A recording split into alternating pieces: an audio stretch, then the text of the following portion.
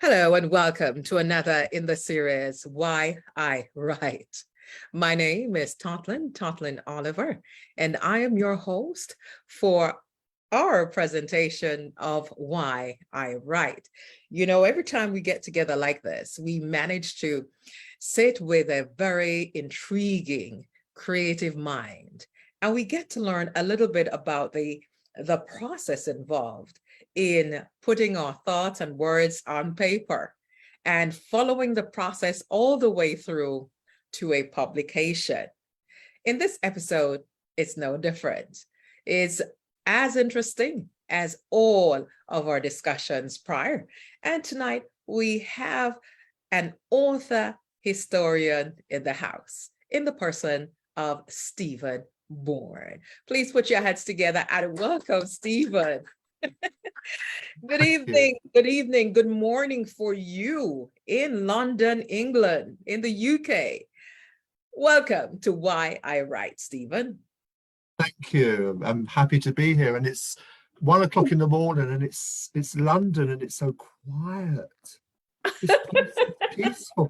If I'd known it was as quiet as this at 1 o'clock in the morning, I'd have worked through the night. Well, us creatives usually have a tendency to do exactly that, work in the middle of the night to the wee hours of the morning so that we have no other disturbance. No distractions. Yeah. Right. So we're going to make sure we don't talk too loudly because we don't want to wake up the rest of London. Yes. I live at the top of a high rise. I'm 15 floors up, and I have got the most magnificent views of London. But the reason I made that comment was because during the daytime it is so noisy. But now it's peaceful. I love it. Yeah, and you were telling me before we got on air that this is not usual for you. It's not usual for you to be up at 1 in the morning. Well, hey, I'm so glad you got to do it for us right here. I'm happy to be here. Yes. So let's start at the beginning.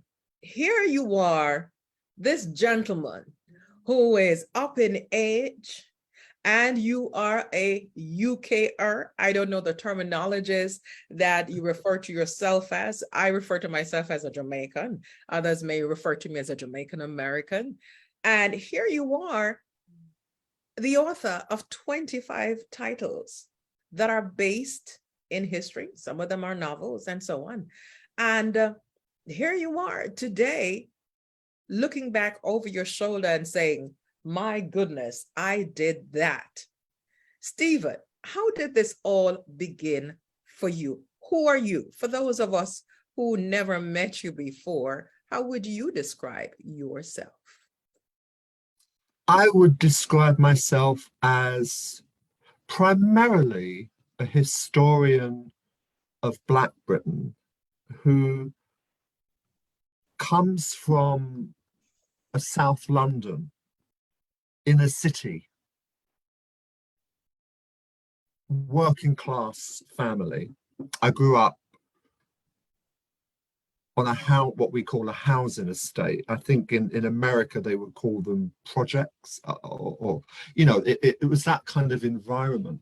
And I left school, as many working class kids did in those days, in the 1970s, with no qualifications. We didn't do exams. I left school at 16 with nothing, just the shirt on my back, but a very loving and caring and family. So that wasn't an issue. I had that sort of support. But I went out into the world without any qualifications, no route to university.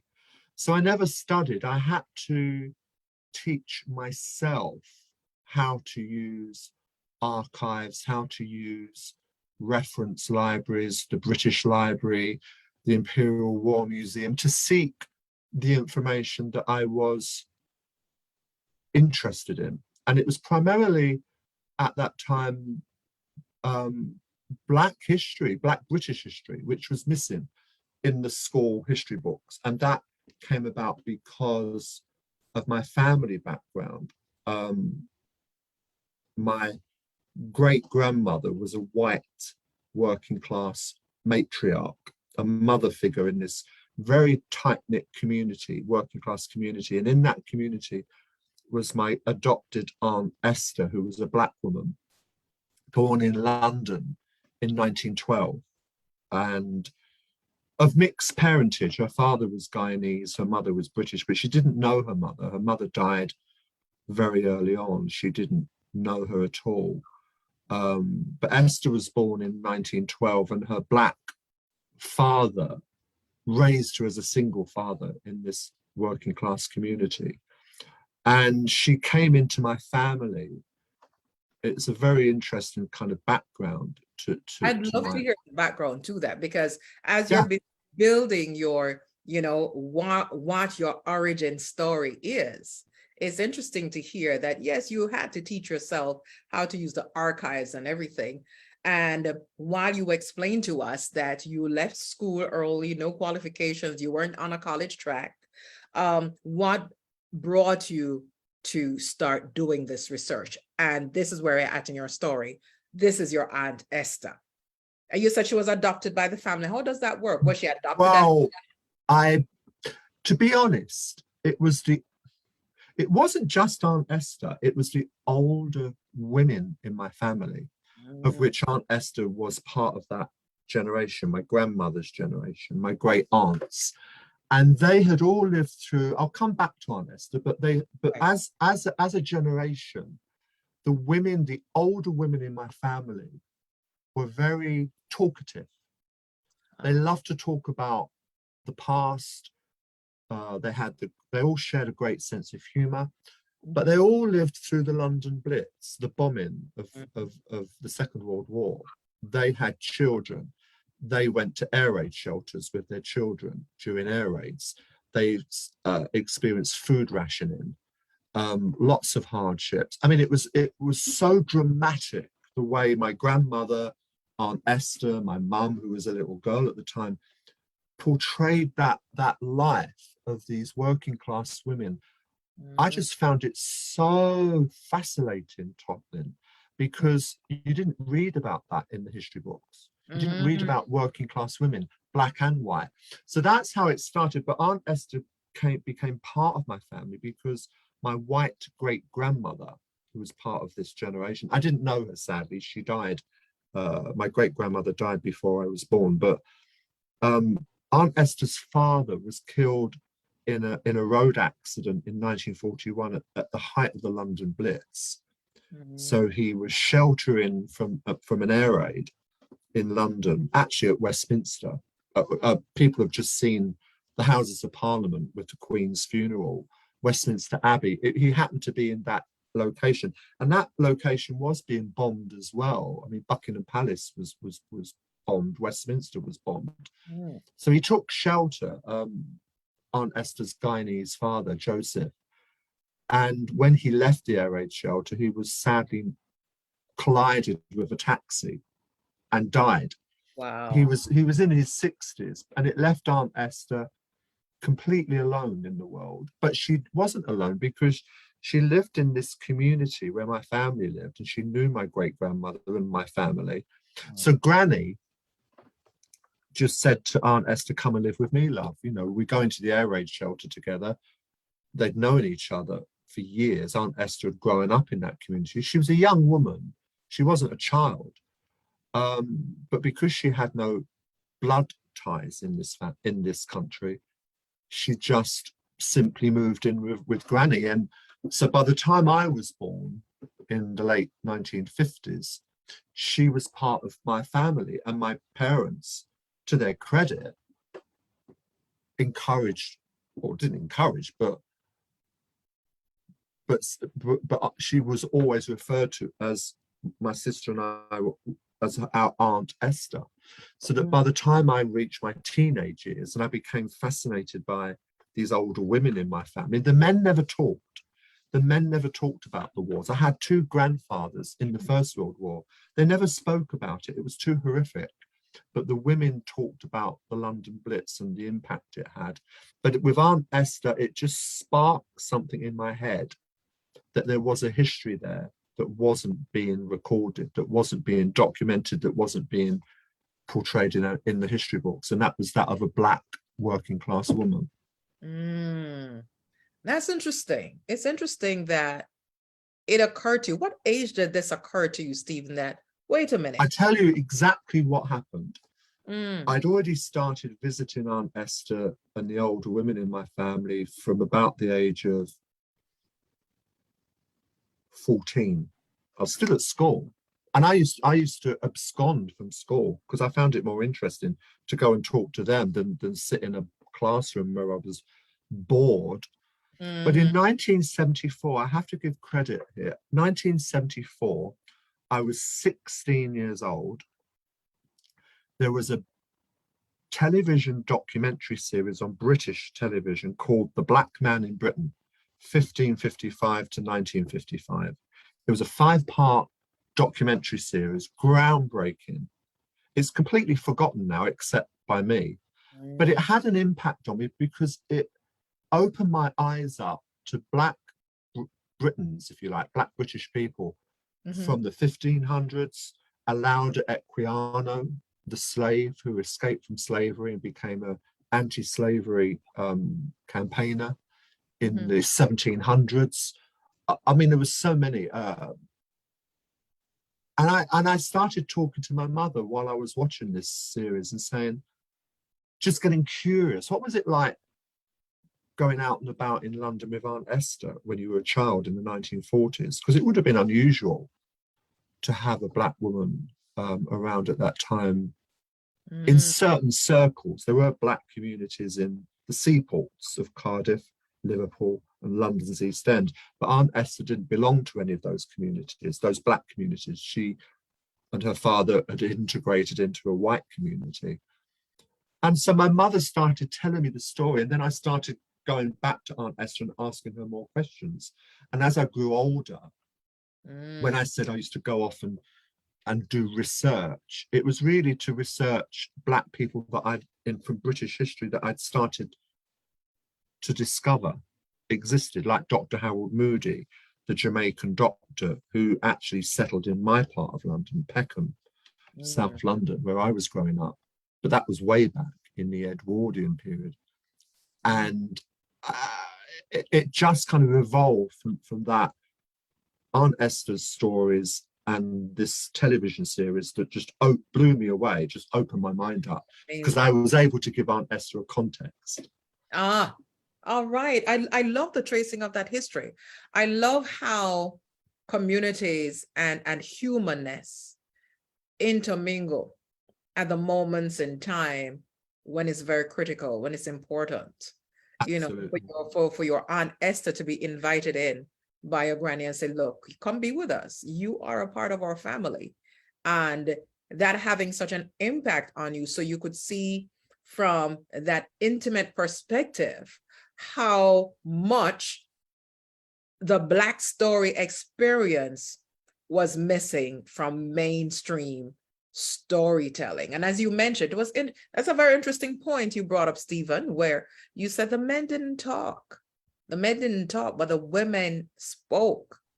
And because of this oral tradition of speaking, of sharing, of talking about the London Blitz, and I'm going to ask you to explain the London Blitz for us, for those who may not have understood or known what the London Blitz is. So for you to have noticed the absence of the truth of the Black experience during those years through over the last titles you've written, and especially this newest one that's doing so well on Amazon right now, Black Poppies, congratulations. Hold it up. Black Poppies, and I love the artwork at the beginning, and that's a story of a Black British serviceman during the Second World War. So First World War. The First World War, First World War. That's fine. World War. And you know how that story needs to be told. All right. So first, London Blitz. What is the London Blitz? For those who may not know. Well, the Second World War broke out in Europe in September 1939. And we were that close to being occupied by the Nazis, Germany, Hitler, because they occupied Europe. France fell in the summer of 1940. Operation Sea Lion was the German operation to then cross the Channel, the English Channel, and invade and occupy England. But we were spared that when we fought back, and then eventually the Americans in December 1941 entered the Second World War when Japan attacked Pearl Harbor. But the actual bombing of British cities didn't begin until about the London Blitz, for example, started in September 1940. So Liverpool was bombed, Cardiff was bombed, Coventry was bombed, lots of cities across England were bombed. The London bombing began in September 1940, and it was literally that. The Germans would send aeroplanes over with bombs and drop them on London. And thousands of people were killed. Thousands of people lost their homes. My own father, when he was 12 years old, was buried alive with his parents in their house, which had what they call a direct hit, flattened. And they lost everything. They lost their home, they lost all their belongings, and they were dug out. Thankfully, they were spared. But they survived their house collapsing on them.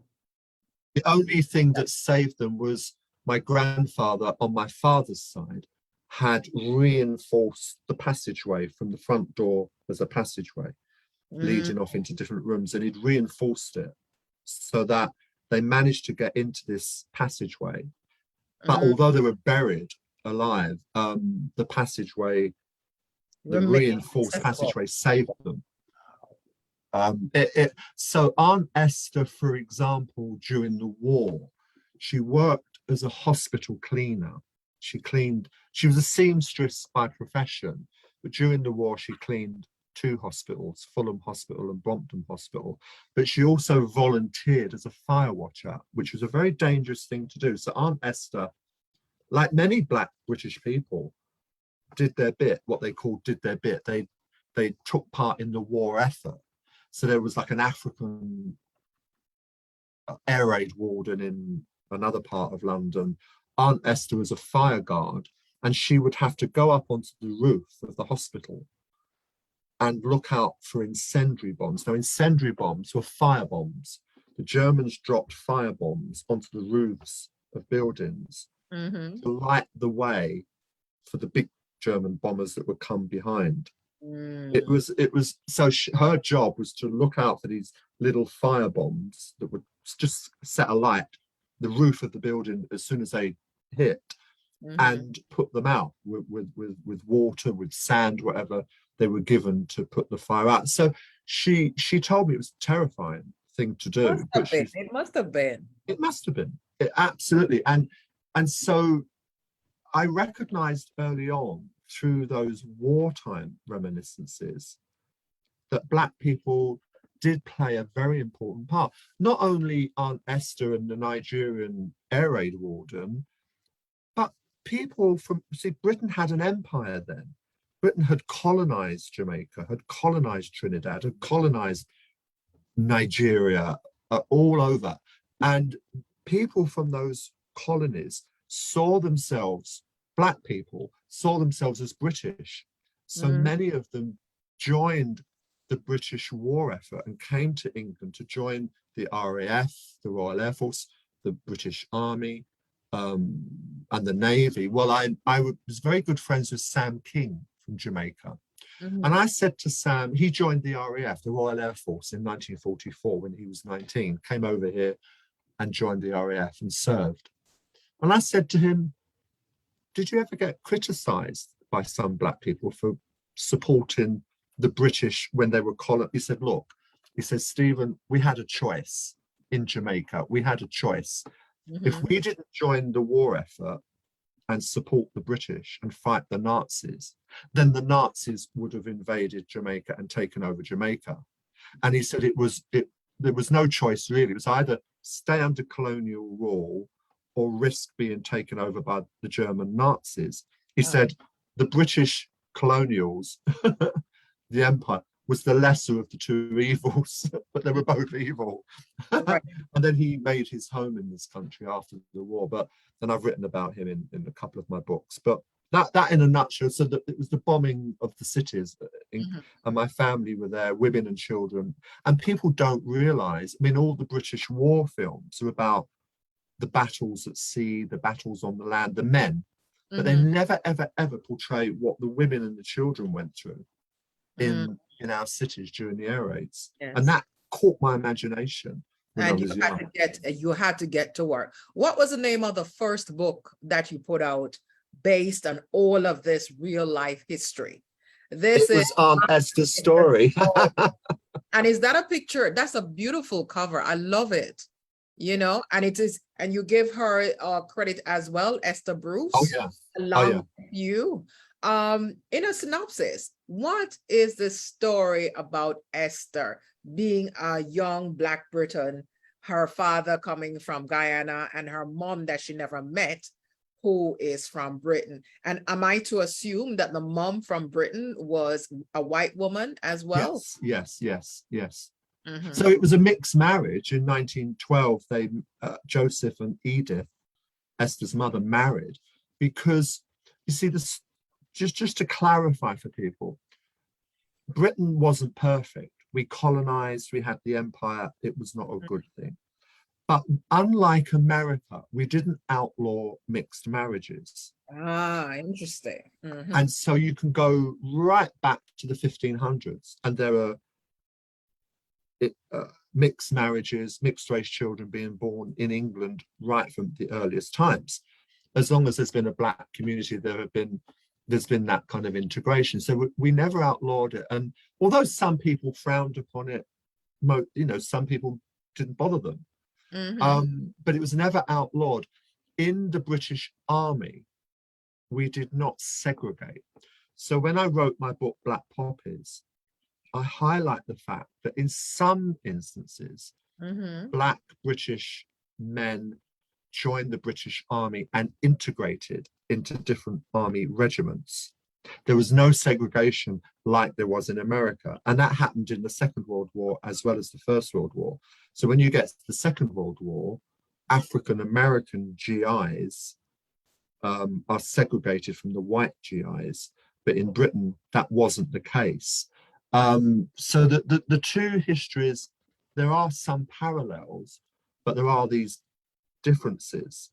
And the problem, I'm getting ahead of myself, but I'll just mention briefly, the problem we have in Britain, and this isn't meant to be disrespectful of African Americans, is that for a long time now, we've taught British children from all backgrounds about African Americans from history, Dr. Martin Luther King, Rosa Parks, African American civil rights, at the expense of the Black British people. That's interesting. That's a very that still hasn't changed, and people like me are fighting to change it. It's not to say that we shouldn't teach about Dr. Martin Luther King in British schools, but we shouldn't do it at the total exclusion of their Black British counterparts. So you being a white working class Briton, you have done your research. You're looking, as you just mentioned, you're fighting against the absentia of the Black story within British history. What was the response to you when you wanted to put out this book first of Aunt Esther's story, telling about her life? And as I mentioned in our promo, who gives you permission to tell Black stories and feel quite justified in doing so? I give myself that permission because, and I've never, as I said to you, Totlyn, I've never had any issue. I've never had any person. I know that there are people out there. Love it. Not so much in my country, in America, certainly. It's more, the impression I get is that in America, it's much more racially divided and much more divisive. And I understand the reasons for that.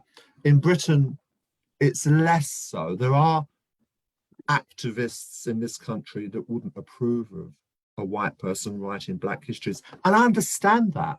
I understand about cultural appropriation, but it's never hit me. And I've written 25 books. Most of them are Black British history books, not all of them, but most of them are.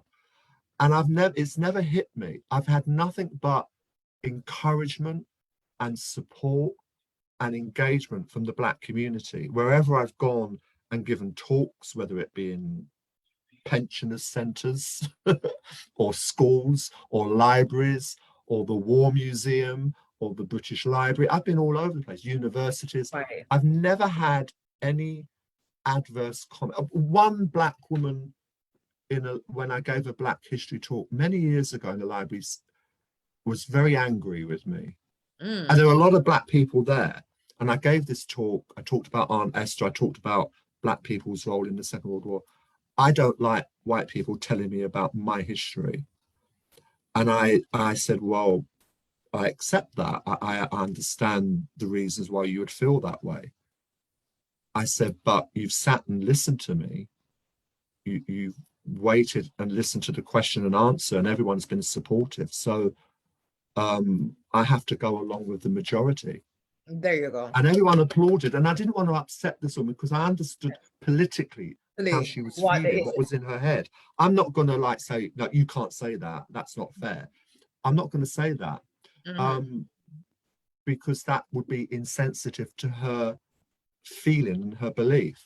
Right. But if people ever said to me that it's cultural appropriation, I would say, well, it's my culture that I'm appropriating because it's my family story. And I can't separate myself from that.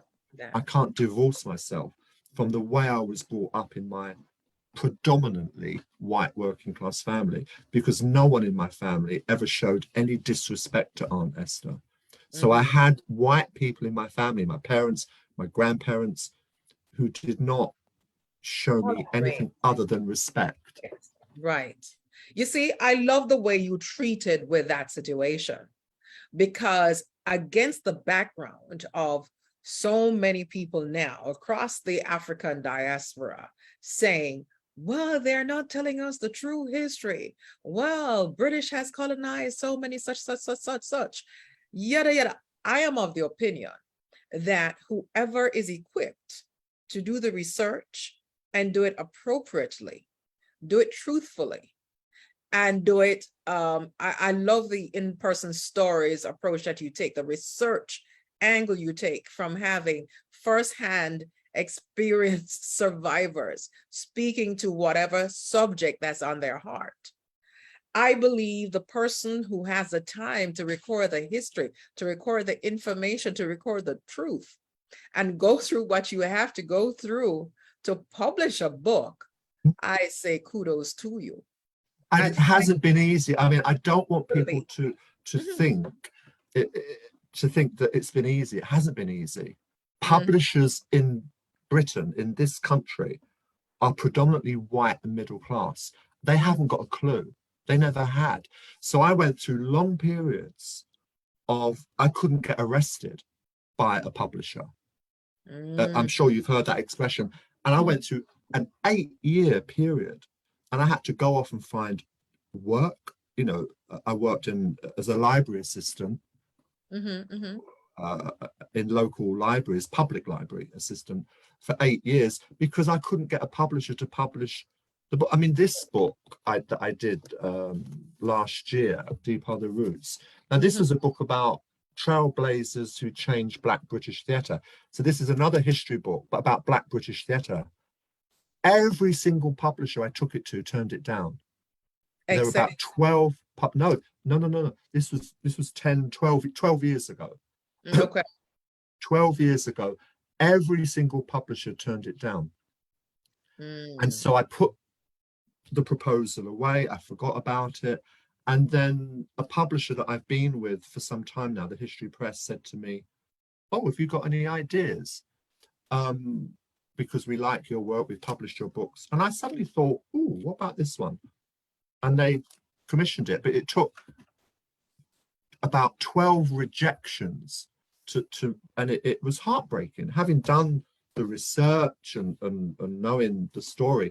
And so it hasn't always been easy. And I have had lots of obstacles like that, not from the Black community. And I've also done 2 books with a Black publisher, very few Black publishers in this country.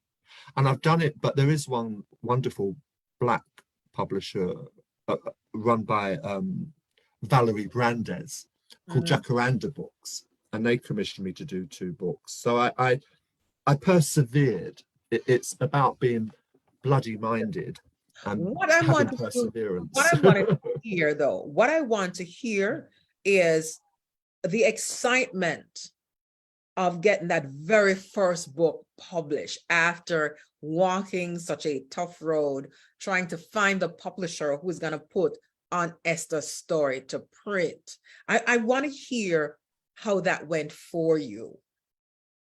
That was easy. I'll tell you why it was easy. The very first book on Esther's story, 1991.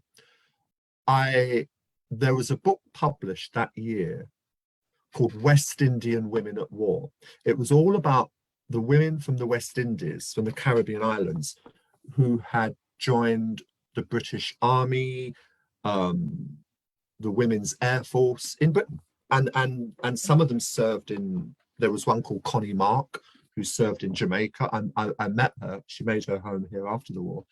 And there were many others. Lillian Barder was a great friend of mine. She joined the Women's Air Force in 1941. And these were Black women. So I went to the launch at the Imperial War Museum, the launch of this book, and met these women. And it was a wonderful experience. But I also met Colin Douglas, who co-authored the book. And it turned out, this is sheer coincidence, that Colin worked for Hammersmith and Fulham Council. But I didn't know that. I just thought he co-authored this book. So I said to Colin about my Aunt Esther, and he said, what part of London does she? I said, Fulham.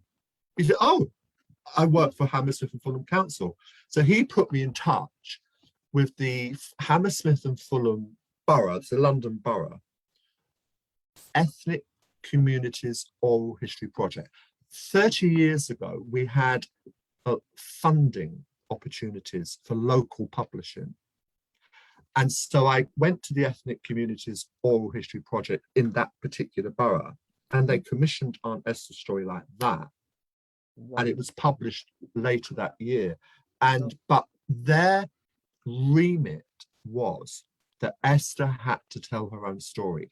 I could lightly edit it, contextualize it, but it had to be mainly in her own words. Right. Loving it. Absolutely. And that was the key for me of how to write history books. It's about first-hand testimony. It's not about academic theory. It's not about words ending in ology. I'm not interested in academic theory or words ending in ology. I'm not interested. I never got the chance to go to university when I left school. So be it. I forged my own path. And I'm so glad I did. It was tough, very tough, but I did it. And that was the first book, if you like, although it's more of a pamphlet than a book. It's still a book. Still a book. And it sold. People loved it. It sold really quickly. We did a second edition 5 years later. And then after Aunt Esther died, we did a third edition in 2012, which would have been her centenary, the centenary of her birth. So the book lives on. And in my latest book, I'm going to plug it again, Black Poppies, which came out last week. Talk about that. We're going to talk about that. We're going to talk about that. Aunt Esther's in that as well. And we're going to talk about that. And we're going to talk about your theater one, because I'm a big theater. Oh, yeah. We're going to take up, but I just want to say hello to our viewers tuning in right now. I want to say thank you so much, Dory Tate, for tuning in. I know you're a big book aficionado. Yes, the British West India Regiment is what we are well aware of. You're quite right, Dory. Connie, yes, take over Jamaica. Why take over Jamaica? Yes, the Nazis would have taken over Jamaica had Britain lost the war. Think about it. That's how it would work, Connie. Yeah. Jamaica played a great part in the First World War and in the Second World War, and before that, Mary Seacole and the Crimean War. Yes, we learned so much about that in school. That is true, Connie. Thank you so much for the reminder. And it should not matter who tells these stories. I'm so in agreement with you. And as Stephen just explained, when he wrote that first on Esther story, and I love, by the way, Stephen, that you were able to do rewrites or there's a word you just used. I'm trying to remember it now. When revised editions of that book. I am loving that because it tells us that just because you put it out one way, one time, it doesn't mean that we can't go and add things and put things even in more perspective, better context. I love it. So yes, Connie, I do agree with you. It doesn't matter who tells the story, as long as they're well researched and they're honest and truthful in how they're told. I'm a big fan of that because, as we all know, as a people, and it's not only Black people who do oral history, but people across the world. That's how secret sauces are passed down and recipes are passed down in almost every generational family by word of mouth, because those are the secret sauces. Sabrina, thank you for tuning in. And Joan Andrea, one of the daughters of Miss Lewis, tuning in right now. And I'm so glad that you're all here. Fantastic. I want us to go and switch now to taking a look. Before we came on air, you were sharing with me that there is a Jamaican actress who recently died, who, she moved to Britain. And remind us of her name, please, right here now, and what she did in Britain, coming from Jamaica. Wow. Mona Hammond came to Britain in 1959 from Jamaica. And I believe she was born in Clarendon. I'm not absolutely sure about that, but she came to London in 1959 to study at the Royal Academy of Dramatic Art. Mm-hmm. And she graduated from there and went on to have a phenomenal stage and television career. Very few films, but her stage career, she was in, for example, 1971, The Black Macbeth. It was always her ambition to do Shakespeare. And so that didn't happen until later. But in 1971, she did a kind of black cast version of Macbeth. But she also, in the 1970s, acted in many plays by Black writers. Some from the Caribbean, like Samuel Selvon, Michael Abensets. All these wonderful, wonderful writers were writing plays in Jamaican patois. I mean, they were staged in Britain. I don't know if they were staged in America, but this is all British theatre. Yes. And so Mona became part of what we now call the Black theatre movement, the Black British theatre movement. I mean, she is to us what someone like Cicely Tyson would be to Americans or African Americans. She's of that standing, but because caliber, wonderful, wonderful career, and she also did a lot of work with a Black theatre company called Talawa. Yvonne Brewster, also from Jamaica. Right, Yvonne Brewster, or Brewster Talawa, and Yvonne directed Oscar Wilde's The Importance of Being Earnest for the Tricycle Theatre in London, and Mona played Lady Bracknell. Now in Britain, Lady Bracknell is Dame Edith Evans. And I think Dame Judi Dench played the part in a film. But Mona played it with a black cast. It had never been done like that before. And I went to see it, and she was brilliant. She was the most loved, I think, one of the most loved and revered Black actresses in this country by other Black actors. So on Sunday this week, I'm going to the Young Vic Theatre, which is opposite the Old Vic, the famous Old Vic Theatre, because they're doing a tribute to Mona. A lot of her friends are going to be there from the acting profession, doing readings and just sharing memories of her. What a wonderful gift. I'm so Yes. glad, as you know, as Jamaicans, we continue to contribute wholeheartedly to the culture of Britain as it stands from within. Absolutely. As you shared with me that in one of your books, you have written about our very own, the Honorable Louise Bennett Coverley. Yeah. And I would love to hear more about that publication and the deep are the roots and trailblazers who changed Black British history. Now, we are well aware that Miss Lou did radio back in Britain and she did study theater, but I want you to share for us tonight that synopsis that you included in that book, The Roots Are Deep. Louise Bennett came to Britain in 1945, just after, around, just I think before the war ended, around that time, to study at the Royal Academy of Dramatic Art. Mona wasn't the first Black student at RADA.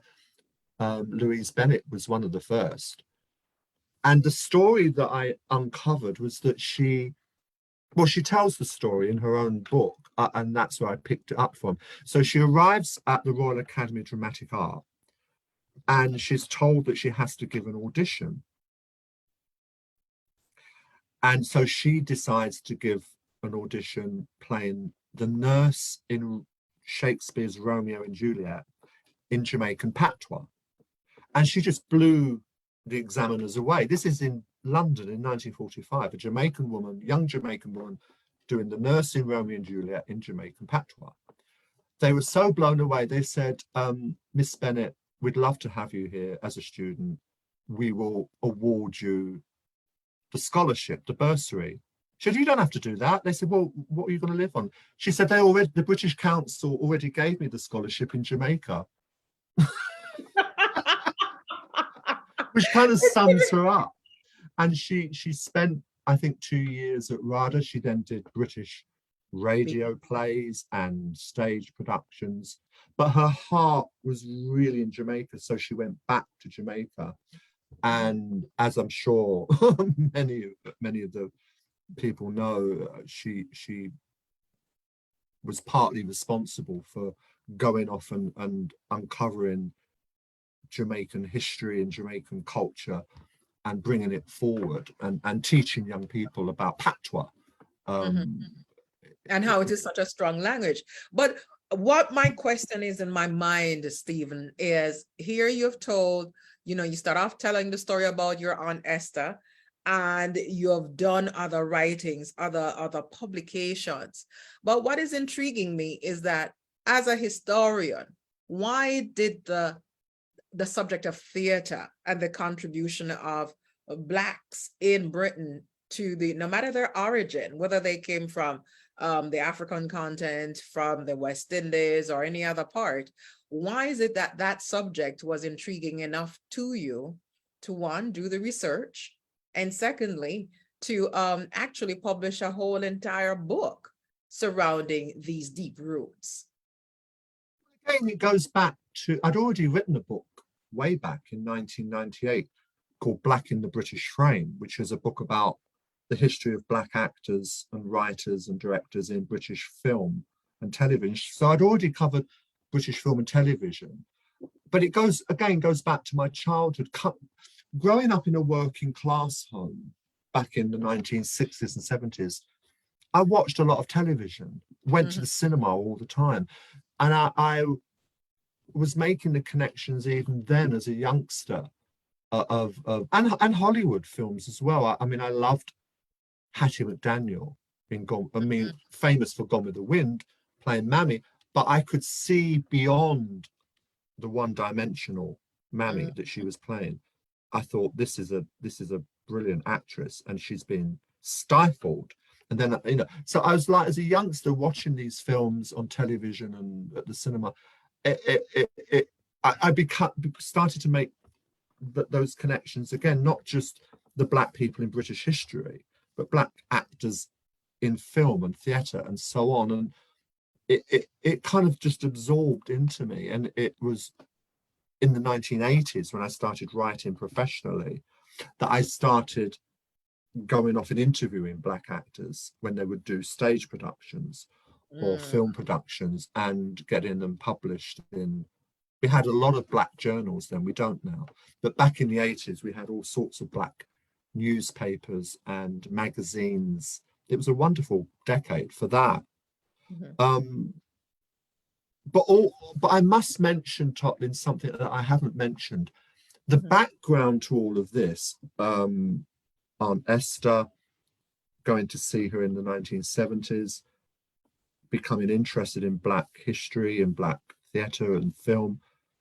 The backdrop is deep racism in this country. So you had a politician called Enoch Powell, who in 1968 made what's now known as the Rivers of Blood speech, saying that if we keep allowing all these black people to come into the country, there's going to be blood on the streets because it's all going to end up in violence. And I lived through the 70s when there was a rise in popularity of the National Front, which was a racist, Nazi almost organization. And I used to watch them march along Peckham Road where I lived with a police escort.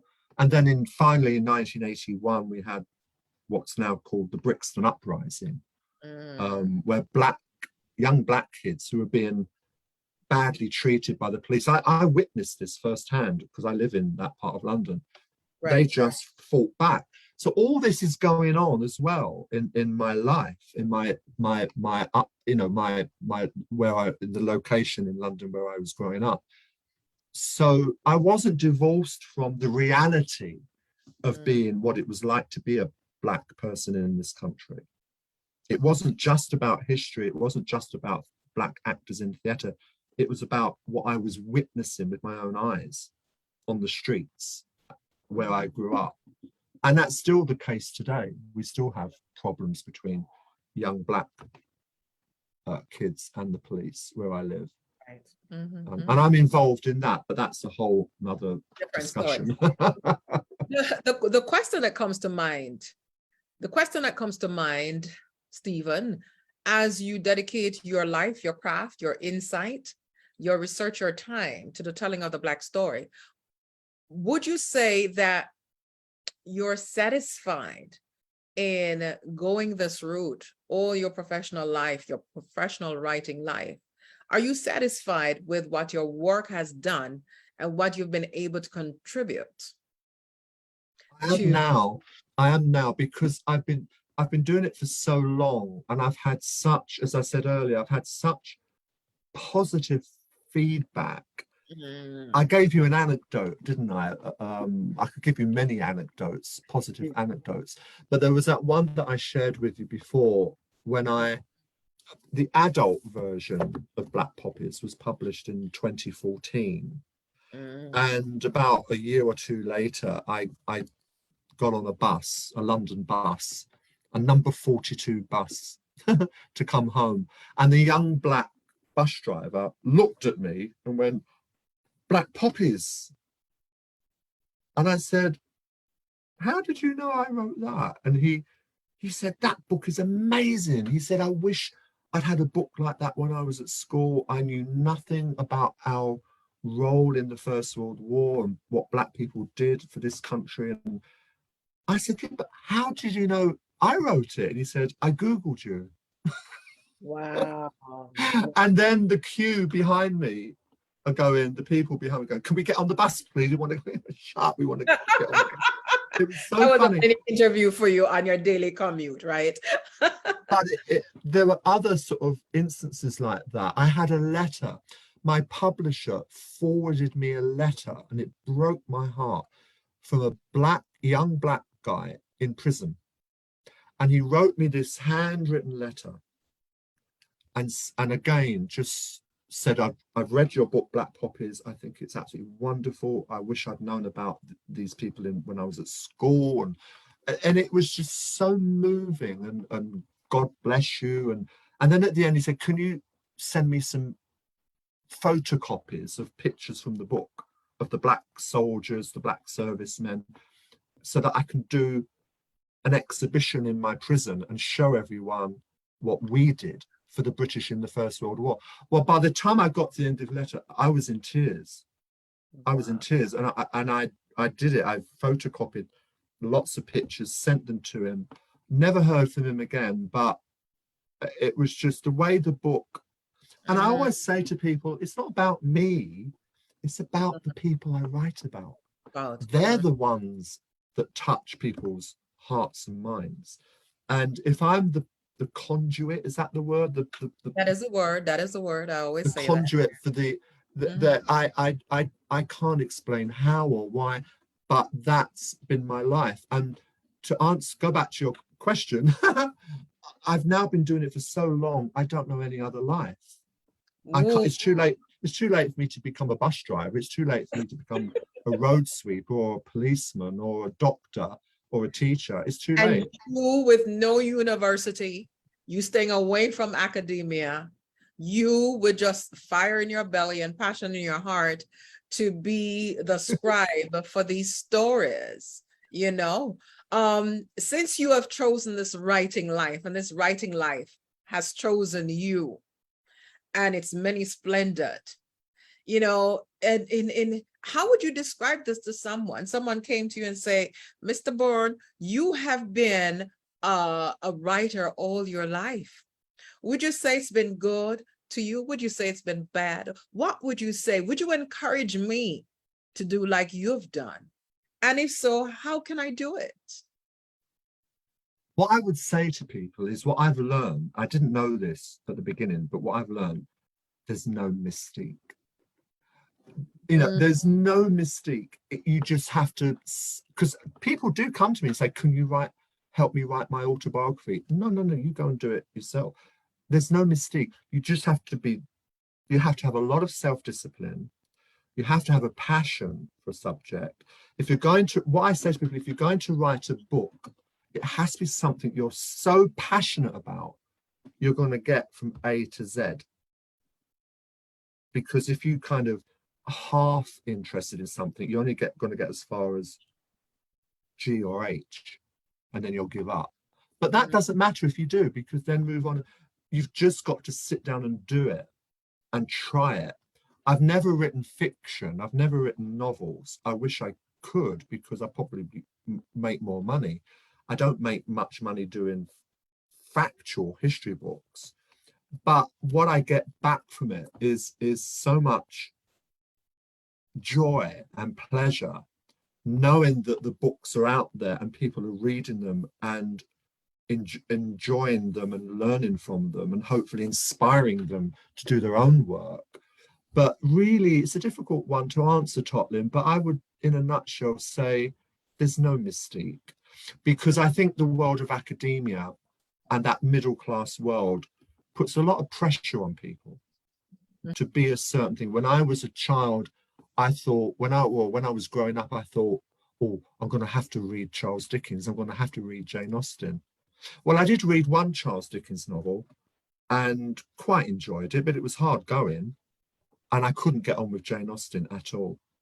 So I believe, because I'm from Britain, from this country, that is what you had to do to become cultured. You had to read all these classic. You don't.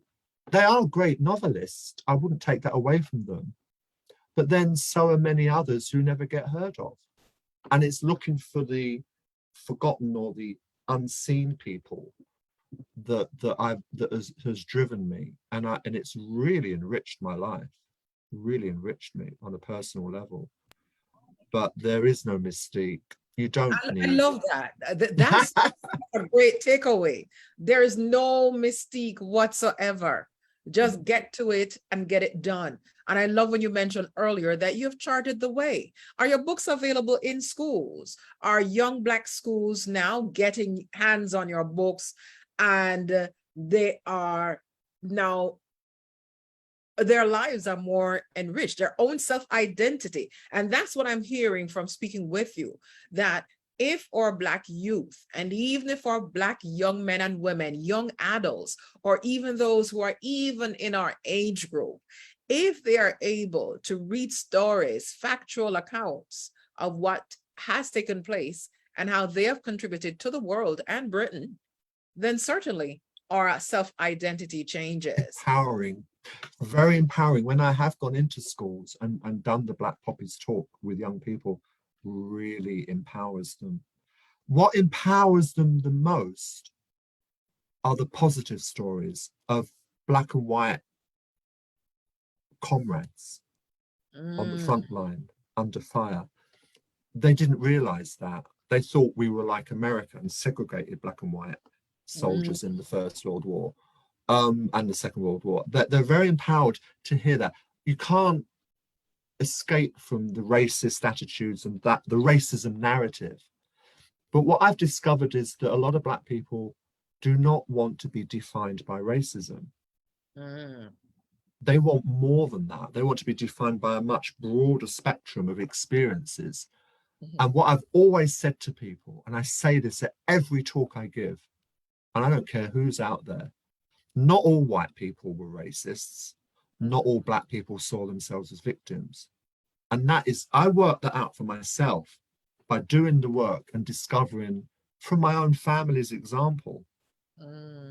Not all white people in Britain were racist and not all black. And I'm sure that's true of America, but we never hear those stories. Do you know what I'd love? Can I just ask this question? I'd love to know when someone in America is going to start doing some research on the white American GIs who befriended the black American GIs and supported them, because I've come across one or two stories and they intrigue me, because there has to be that narrative there somewhere as well.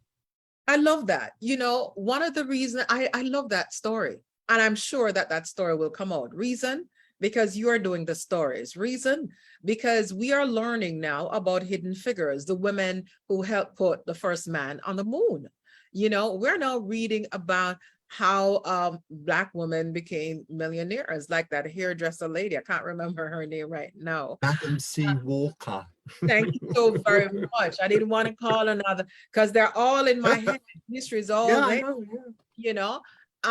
But because you are doing the work that you're doing, because you have dedicated yourself to the work that you're doing, because you have shared with us on this platform, Stephen, on Why I Write, you have explained to us why you write.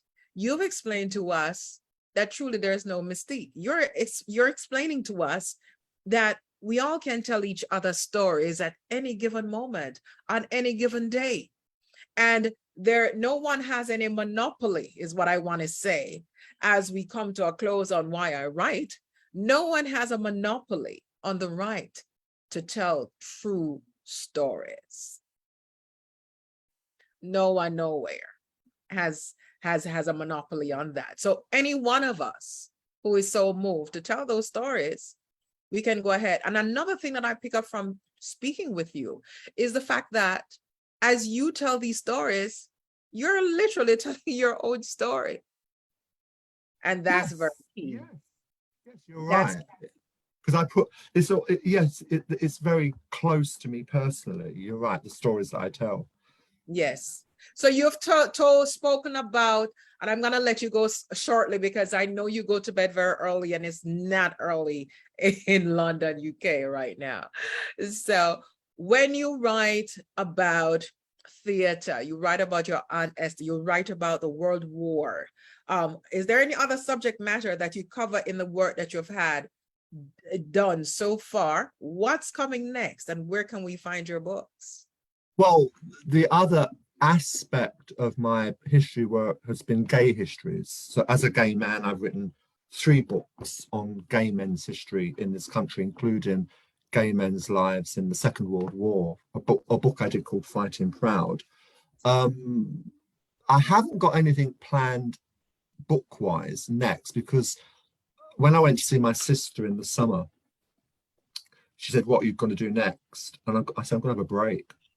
Give my brain a break," because we all need time to think and reflect and maybe do other projects. So I'm not rushing into another book like I did after. So the Deep Other Roots was very quickly followed by this one. And I've done them. They're out there now for everyone to seek and find. But I don't know, Totlyn, when I'll do another book. I don't know, but I'm just going to give myself a little bit of time, a little bit of breathing space. So there's nothing on the horizon yet, but you never know. When And the bug hits me, then I'll go for it. Give us the names of the books that you've written about the gay GIs, so that we know where to find these books. Oh, So my website. They're all on my website. great. My website, which I think you've given out. Right. Yeah. So it is on stephenbourne.com. Please check out all the writings. No, www.stephenbourne.co.uk. Oh, now I've got to grab that one and put it in our chat. And there's also a very long Wikipedia page, which is actually, for Wikipedia, it's accurate because I wrote it myself. I love it. You have endorsed, so the word is out. Stephen has endorsed his Wikipedia page. So it's all good to go. So as we wrap up, let me just check to see if there are any more questions before I let you go, Stephen, from this very enriching, exciting conversation that we have heard. Yes, Canute, Madam CJ Walker, thank you so much. I'm so intrigued with Stephen's story that I got a brain fart there. Yes, Norma, another one of our prolific writers from out of Jamaica who is also residing in the United States. She says, yes, it's good to take a break every now and again. Norma is one of our former guests who have chalked up one of the highest view ratings on Why I Write. Did you know that, Norma? Congratulations. We want to say, Dory is asking you a question, Stephen. What are your thoughts on Windrush and how West Indians influence the culture? Well, that is a good question, but a very difficult one to answer quickly. Huge impact. I mean, Windrush came in 1948. West Indian, Caribbean culture has been huge influence in this country, in all kind of walks of life. But the problem we have is that there's too much emphasis on Windrush and the Windrush generation, and not enough looking back beyond, back from 1948 when Windrush arrived. So the kind of books that I do are pre-Windrush. I have been asked to give a couple of talks on Windrush and the Windrush generation, and I've said no, that isn't my area of expertise.